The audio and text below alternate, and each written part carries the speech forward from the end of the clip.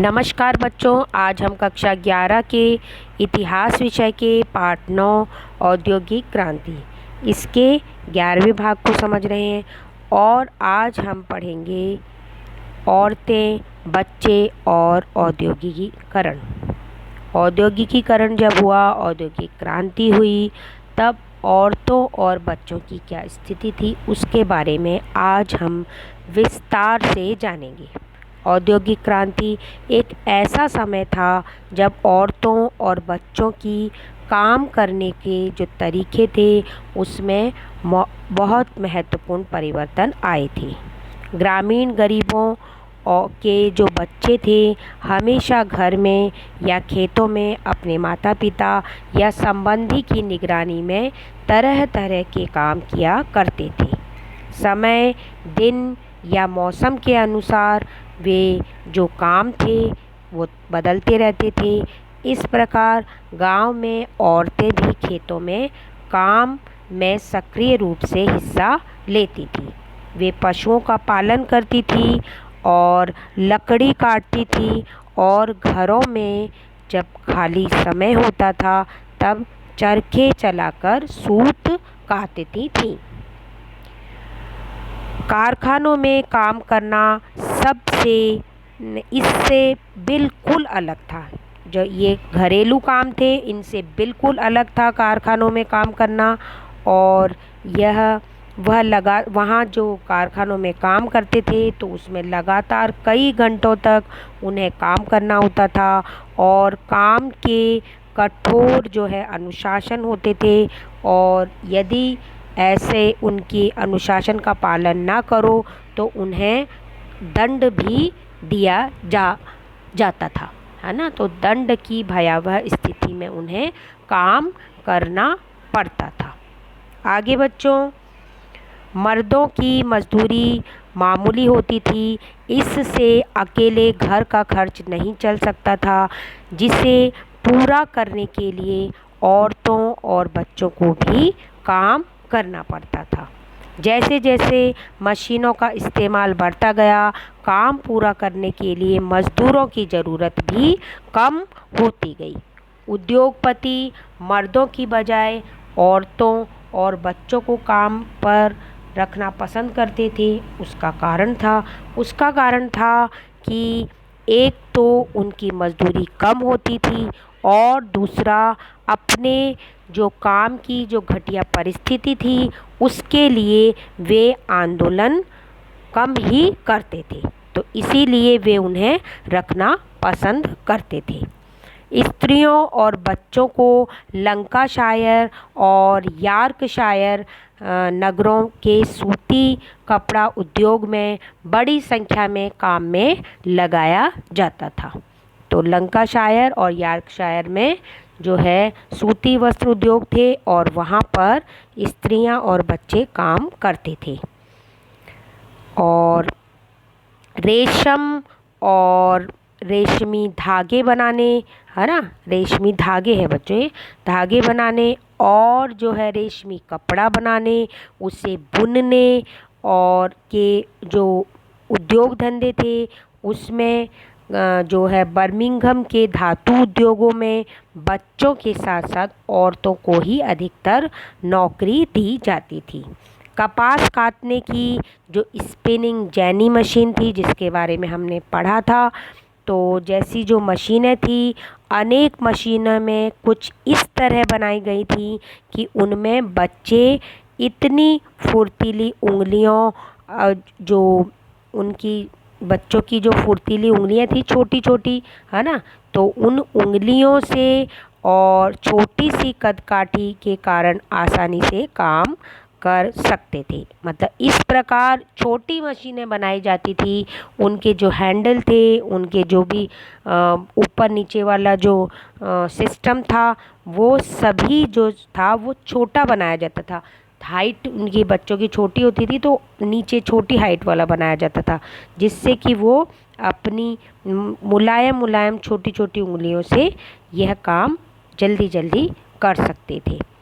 और बच्चों को अक्सर कपड़ा मिलों में ही रखा जाता था, क्योंकि वहाँ जो है मशीनों को जो है सटा कर रखा जाता था, जिससे कि कम जगह में अधिक मशीनें आ सकें और बीच में से बच्चे जो है आसानी से आ जा सकते थे।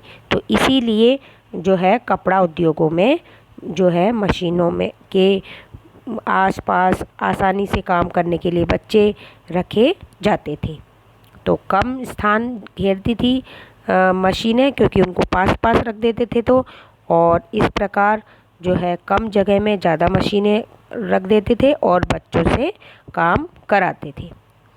बच्चों से कई घंटे तक काम लिया जाता था, यहाँ तक कि उन्हें हर रविवार को मशीनों को साफ करने के लिए भी काम पर जाना पड़ता था, जिसके परिणाम स्वरूप अपनी जो है वो उनको ताज़ी हवा नहीं मिल पाती थी, वे व्यायाम करने का उन्हें मौका नहीं मिल पाता था और कई बार बच्चों के बाल मशीनों में फंस जाते थे, उनके हाथ जो है कुचल जाते थे, यहाँ तक कि काम करते करते वे कई बार इतना ज़्यादा थक जाते थे कि उन्हें नींद की झपकी आ जाती थी और वे मशीन में गिरकर मर जाते थे। तो यह ऐसी भयावह स्थिति में बच्चे काम किया करते थे। कोयले की खानें भी काम करने के लिहाज से बहुत ज़्यादा खतरनाक थी।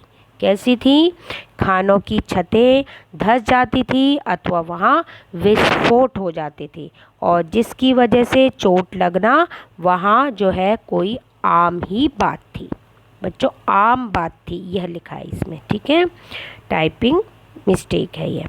कोयला खानों के जो मालिक थे, कोयले की जो गहरी अंतिम छोर को देखने के लिए अथवा वहां जाने के रास्ता जो है वयस्कों के लिए बहुत सकरा होता था, इसलिए वहां बच्चों को भेजा जाता था। छोटे बच्चों को कोयला खानों में ट्रैपर का काम करना पड़ता था।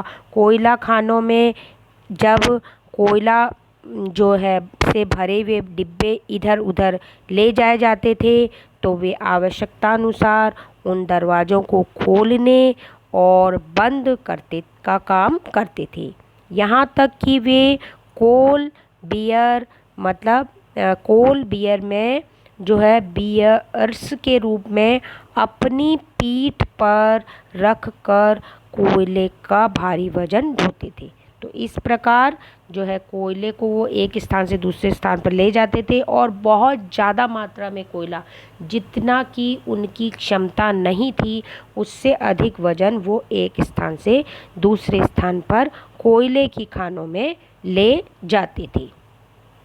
कारखानों के मालिक बच्चों से काम लेना बहुत ज़रूरी समझते थे ताकि वे जो है अभी से ही काम सीख लें, ताकि बड़े होकर उनको बहुत अच्छा आ जाए, काम में वे परफेक्ट हो जाए। इसीलिए वे ऐसा करना पसंद करते थे, बच्चों को काम पर रखना पसंद करते थे।